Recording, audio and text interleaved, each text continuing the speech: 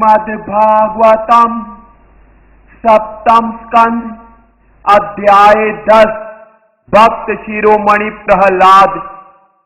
नारद मुनि ने आगे कहा, यद्यपि प्रहलाद महाराज बालक थे, किंतु जब उन्होंने नरसिंह देव द्वारा दिए गए वरों को सुना तो उन्होंने इन्हें भक्ति के मार्ग में अवरोध समझा।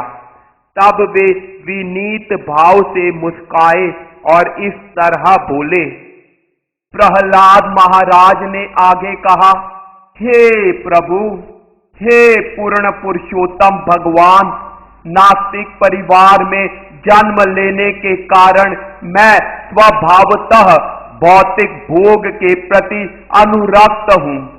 अतएव आप मुझे इन मोहों से मत ललचाइए। मैं भौतिक दशाओं से अत्यधिक भयभीत हूँ और भौतिकतावादी जीवन से मुक्त होने का इच्छुक हूँ। यही कारण है कि मैंने आपके चरण कमलों की शरण ग्रहण की है। हे मेरे आराध्य देव, चूंकि हर एक के हृदय में भौतिक संसार के मूल कारण कामेच्छाओं का बीज रहता है, अतएव आपने मुझे इस भौतिक जगत में शुद्ध भक्त के लक्षण प्रकट करने के लिए भेजा है। अन्यथा हे भगवान, हे समस्त जगत के परम शिक्षक, आप अपने इस भक्त के प्रति इतने दयालु हैं कि आपने उससे कुछ भी ऐसा करने को प्रेरित नहीं किया जो उसके लिए अलाभकारी हो। दूसरी ओर जो व्यक्ति आपकी भक्ति के बदले में कुछ भौतिक लाभ चाहता है, वह आपका शुद्ध भक्त नहीं हो सकता। वह उस व्यापारी की तरह ही है जो सेवा के बदले में लाभ चाहता है। सेवक जो अपने स्वामी से भौतिक लाभ की इच्छा रखता है, वह निश्चय ही योग्य सेवक या शुद्ध भक्त नहीं है। इसी प्रकार जो स्वामी अपने सेवक को इसलिए आशीष देता है कि स्वामी के रूप में उसकी प्रतिष्ठा बनी रहे, वह भी शुद्ध स्वामी नहीं है। हे प्रभु, मैं आपका निस्वार्थ सेवक हूँ और आप मेरे नित्य स्वामी हैं। सेवक तथा स्वामी होने के अतिरिक्त हमें कुछ भी नहीं चाहिए। आप स्वाभाविक मेरे स्वामी हैं और मैं स्वभावतः आपका सेवक हूँ। हम दोनों में कोई अन्य संबंध नहीं है। हे सर्वश्रेष्ठ वरदाता स्वामी, यदि आप मुझे कोई वांछित वर देना ही चाहते हैं तो मेरी आपसे प्रार्थना है कि मेरे हृदय में किसी प्रकार की भौतिक इच्छाएं न रहें। हे भगवान, जन्म काल से ही कामेच्छाओं के कारण मनुष्य की इंद्रियों के कार्य मन, जीवन, शरीर, धर्म, धैर्य, बुद्धि, लज्जा, ऐश्वर्य, बल, समृद्धि तथा सत्य निष्ठा समाप्त हो जाते हैं। हे प्रभु, जब मनुष्य अपने मन से सारी भौतिक इच्छाएं निकालने में सक्षम हो जाता है तो वह आपके ही समान संपत्ति तथा ऐश्वर्य का पात्र बन जाता है। हे षड ऐश्वर्यवान प्रभु, हे परम पुरुष, हे परमात्मा, हे समस्त दुखों के विनाशक, हे अद्भुत नरसिंह रूप में परम पुरुष, मैं आपको सादर नमस्कार करता हूं। पूर्ण पुरुषोत्तम भगवान ने कहा, हे प्रिय प्रहलाद, तुम जैसा भक्त न तो इस जीवन में न ही अगले जीवन में किसी प्रकार के भौतिक ऐश्वर्य की कामना करता है, तो भी मैं तुम्हें आदेश देता हूं कि तुम इस मनवंतर तक असुरों के राजा के रूप में इस भौतिक जगत में उनके ऐश्वर्य का भोग करो। भले ही तुम इस भौतिक जगत में ही क्यों न रहो, लेकिन तुम्हें निरंतर मेरे उपदेशों तथा वचनों को सुनना चाहिए और मेरे ही विचार में लीन रहना चाहिए, क्योंकि मैं हर एक के हृदय में परमात्मा रूप में निवास करता हूं। अतएव तुम सकाम कर्मों का परित्याग करके मेरी पूजा करो। हे प्रहलाद, इस भौतिक जगत में रहते हुए तुम सुख का अनुभव करके अपने पुण्य कर्म से सारे फलों को समाप्त कर सकोगे और पुण्य कर्म करके पाप कर्मों को विनष्ट कर दोगे। शक्तिशाली काल के कारण तुम अपना शरीर त्याग करोगे, किंतु तुम्हारे कार्यों की ख्याति का गुणगान उच्च लोकों तक में होगा। तुम बंधनों से मुक्त होकर भगवत धाम को लौट सकोगे। जो व्यक्ति तुम्हारे तथा मेरे कार्यों का सदैव स्मरण करता है और तुम्हारे द्वारा की गई प्रार्थनाओं का कीर्तन करता है, वह कालांतर में भौतिक कर्म फलों से मुक्त हो जाता है। प्रहलाद महाराज ने कहा, हे परमेश्वर, चूंकि आप पतित आत्माओं पर इतने दयालु हैं, अतएव मैं आपसे एक ही वर मांगता हूं। मैं जानता हूं कि आपने मेरे पिता की मृत्यु के समय अपनी कृपा दृष्टि ढालकर उन्हें पवित्र बना दिया था, किंतु वे आपकी शक्ति तथा श्रेष्ठता से अनजान होने के कारण आप पर मिथ्या ही यह सोचकर क्रुद्ध थे कि आप उनके भाई को मारने वाले हैं। इस तरह उन्होंने समस्त जीवों के गुरु आपकी प्रत्यक्ष निंदा की थी और आपके भक्त अर्थात मेरे ऊपर जघन्य पातक किए थे। मेरी इच्छा है कि उन्हें इन पापों के लिए क्षमा कर दिया जाए।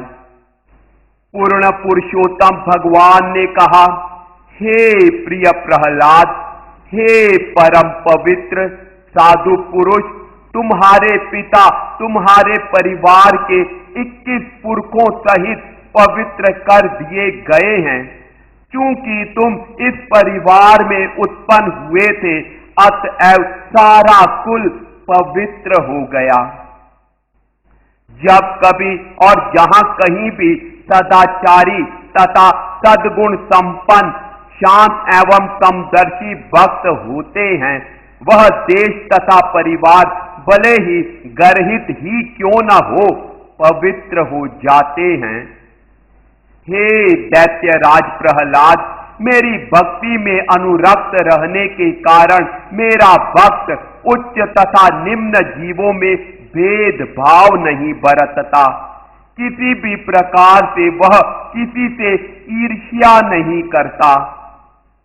जो तुम्हारे आदर्श का अनुसरण करेंगे, वे स्वभावतः मेरे शुद्ध भक्त हो जाएंगे।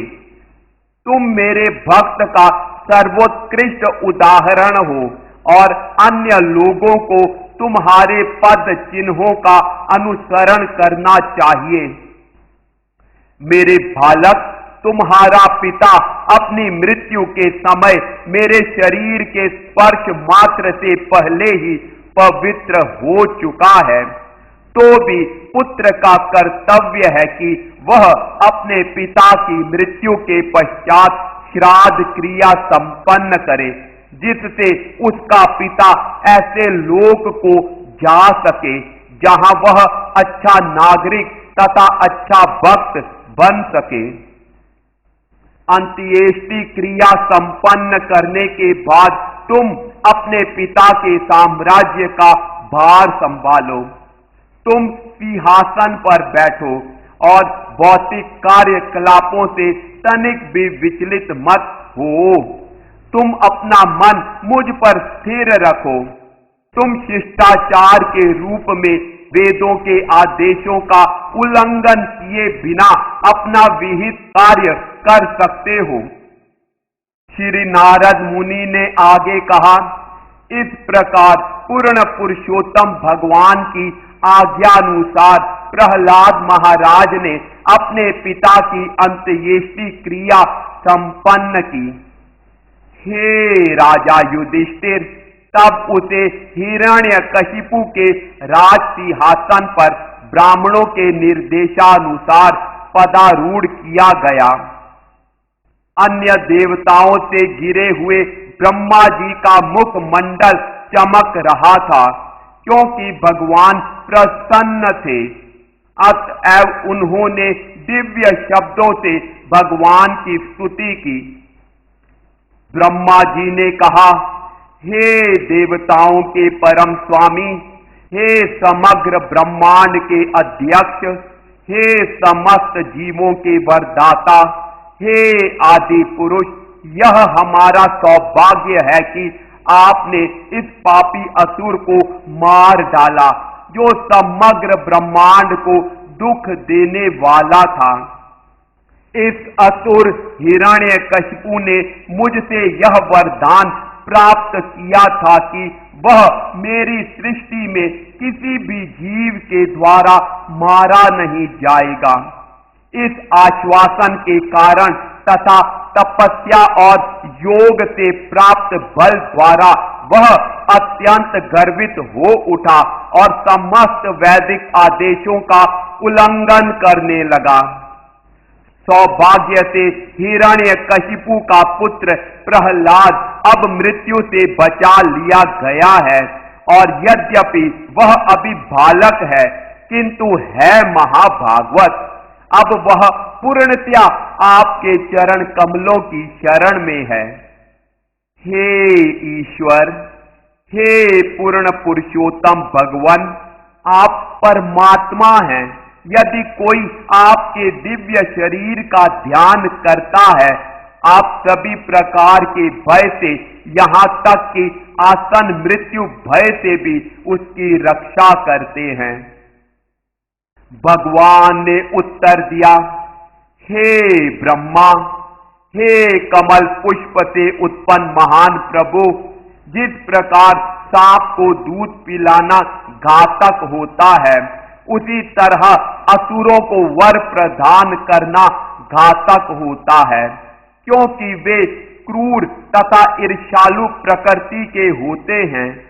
मैं तुम्हें सचेत करता हूं कि तुम फिर से कभी किसी असुर को ऐसा वर प्रदान मत करना।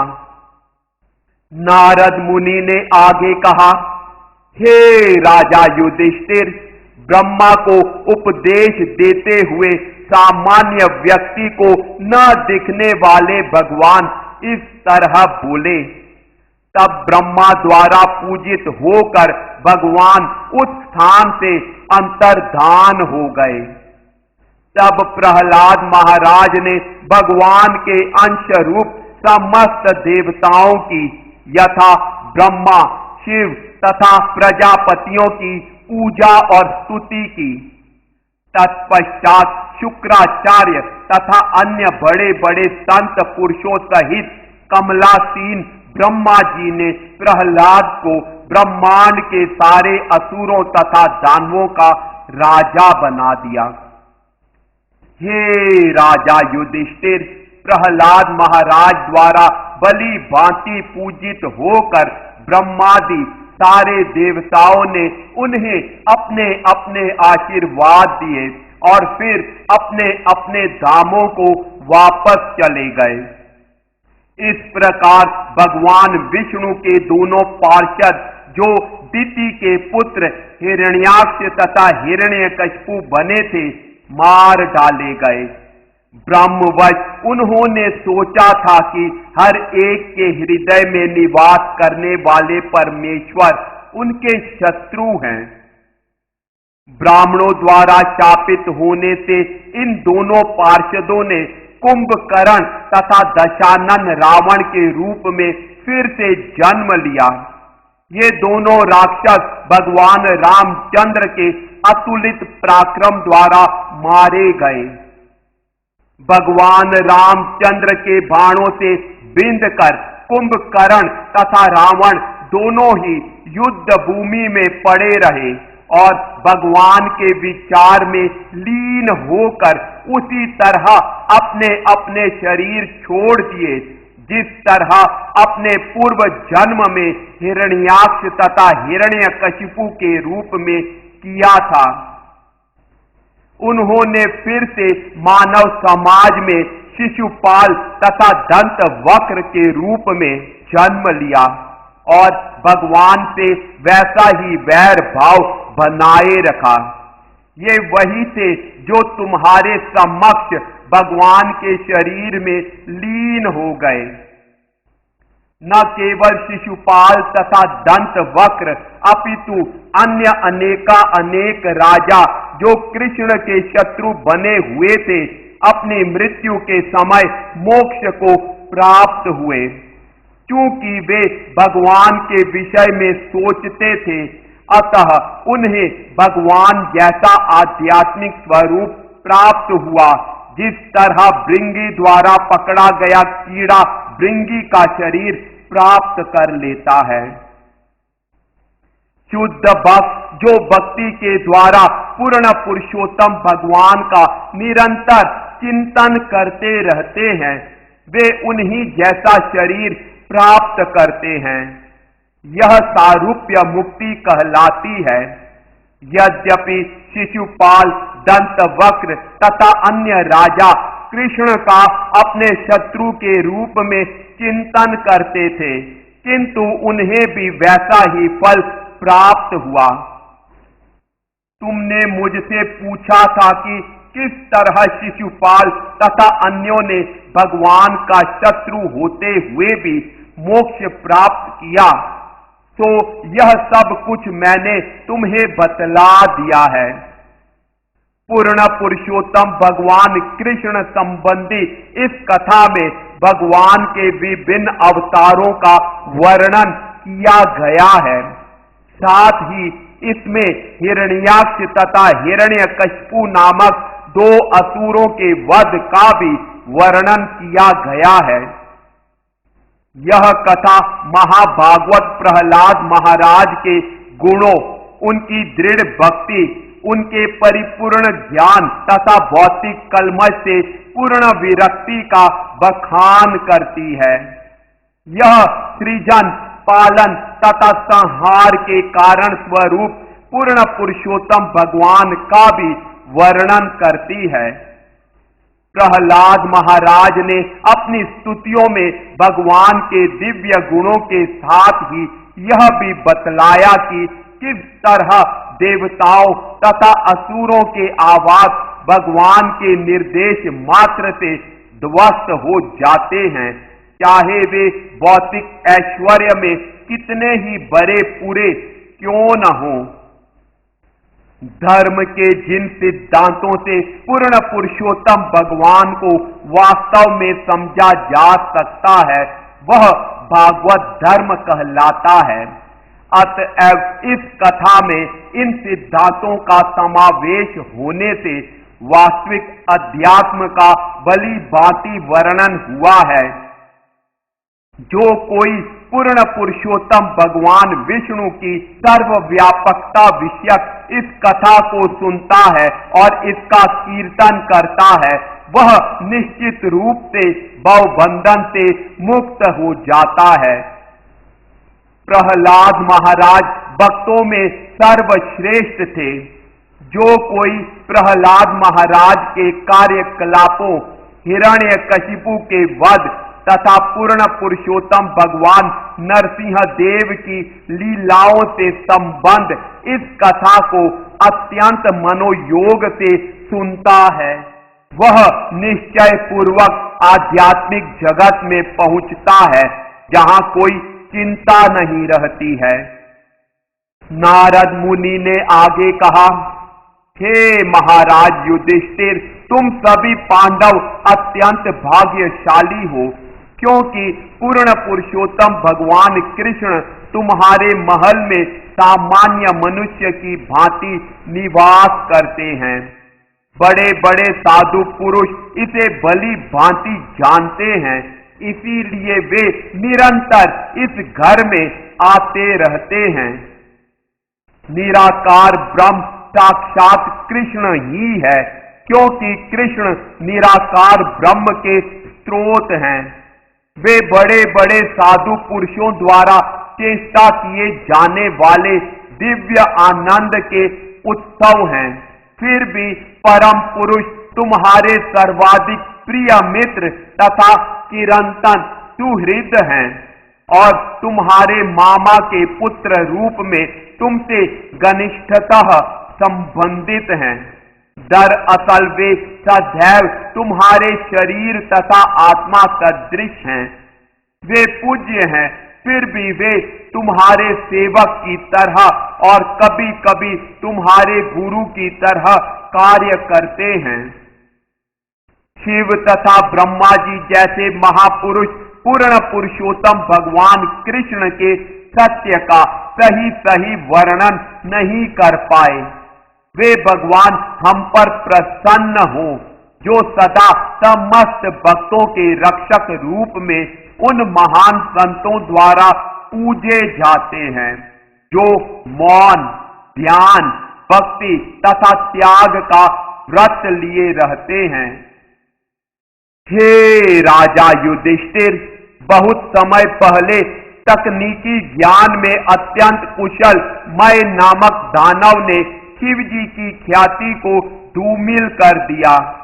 उस स्थिति में पूर्ण पुरुषोत्तम भगवान कृष्ण ने शिव जी की रक्षा की थी। महाराज युधिष्ठिर ने पूछा, मैं दानव ने किस कारण से शिव जी की कीर्ति नष्ट की? कृष्ण ने किस तरह शिव जी की रक्षा की और किस तरह उनकी कीर्ति का पुनः विस्तार किया? कृपया इन घटनाओं को कह सुनाएं। नारद मुनि ने कहा, जब देवताओं ने, जो भगवान कृष्ण की दया से सदा शक्तिशाली बने रहते हैं, असुरों से युद्ध किया तो असुर हार गए। अतएव उन्होंने महानतम असुर मय दानव की शरण ग्रहण की। असुरों के महानायक मय दानव ने 3 अदृश्य आवास तैयार किए और उन्हें असुरों को सौंप दिया। ये तीनों आवास सोने, चांदी तथा लोहे के बने विमानों जैसे थे और उनमें अपूर्व साज सामग्री थी। हे राजा युधिष्ठिर, इन तीनों आवासों के कारण असुरों के सेना नायक देवताओं से अदृश्य हो गए थे। इस अवसर का लाभ उठाकर तथा अपनी पूर्व शत्रुता का स्मरण करते हुए असुर गण तीनों लोकों, ऊर्ध्व, मध्य तथा अधोलोकों का विनाश करने लगे। तत्पश्चात जब असुर गण उच्च लोकों को तहस नहस करने लगे तो उन लोकों के शासक शिव जी की शरण में आए और उन्होंने कहा, हे प्रभु, हम 3 लोकों के वासी देवता भी नष्ट होने वाले हैं। हम आपके अनुयायी हैं, कृपया हमारी रक्षा करें। अत्यंत शक्तिशाली एवं समर्थ शिवजी ने उन्हें ढाढ़स बंधाते हुए कहा, डरो मत। तब उन्होंने अपने धनुष पर बाण चढ़ाकर असुरों द्वारा निवसित तीनों आवासों की ओर छोड़ा। शिव जी द्वारा छोड़े गए बाण सूर्य मंडल से निकलने वाली प्रज्वलित किरणों जैसे लग रहे थे। उनसे तीनों आवास रूपी विमान आच्छादित हो गए, जिससे वे दिखने बंद हो गए। शिव जी के सुनहरे बाणों से प्रहार किए जाने से उन तीनों आवासों के निवासी असुर निष्प्राण होकर गिर पड़े। तब परम योगी मय दानव ने उन्हें स्वयं द्वारा निर्मित अमृत कूप में लाकर डाल दिया।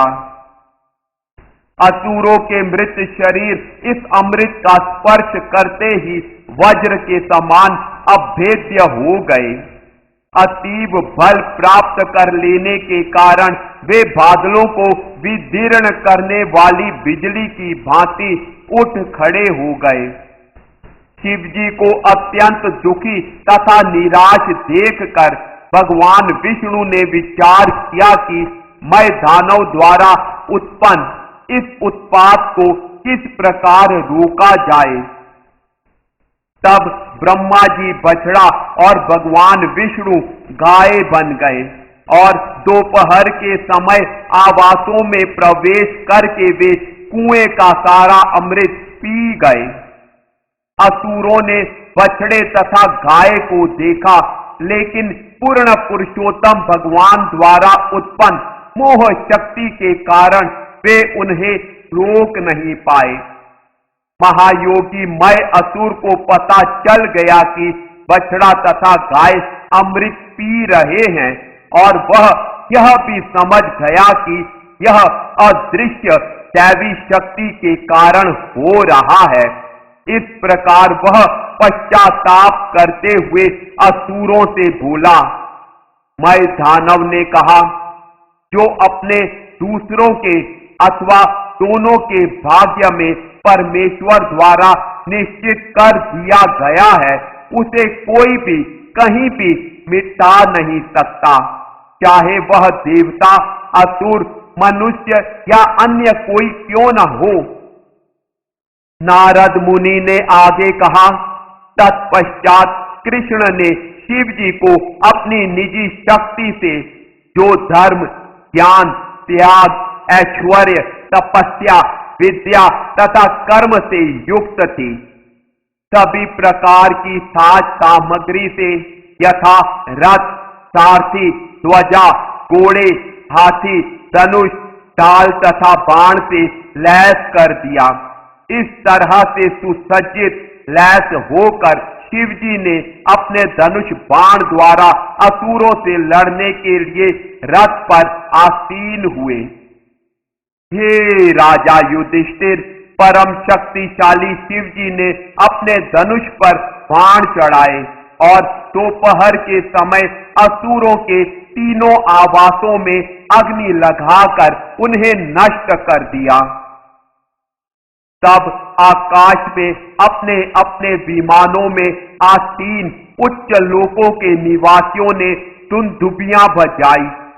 देवताओं, ऋषियों, पितरों, सिद्धों तथा विविध महापुरुषों ने शिव जी के ऊपर पुष्प वर्षा की और जय जयकार की। अप्सराएं परम प्रमुदित होकर नाचने गाने लगी।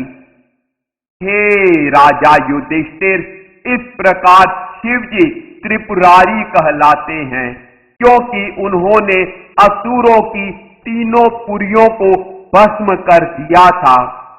ब्रह्मा समेत समस्त देवताओं से पूजित होकर शिव जी अपने धाम लौट गए। यद्यपि भगवान कृष्ण मनुष्य के रूप में प्रकट हुए थे, फिर भी उन्होंने अपनी शक्ति से अनेक असामान्य तथा आश्चर्यजनक लीलाएं संपन्न की। उन महान संत पुरुषों द्वारा जो कुछ कहा जा चुका है, भला मैं उससे और अधिक क्या कह सकता हूं। प्रत्येक व्यक्ति अधिकृत स्रोत से भगवान के कार्यकलापों के श्रवण मात्र से शुद्ध हो सकता है। इस प्रकार श्रीमद् भागवत के 7वें स्कंद के अंतर्गत भक्त शिरोमणि प्रहलाद नामक 10वें अध्याय के भक्ति वेदांत तात्पर्य पूर्ण हुए।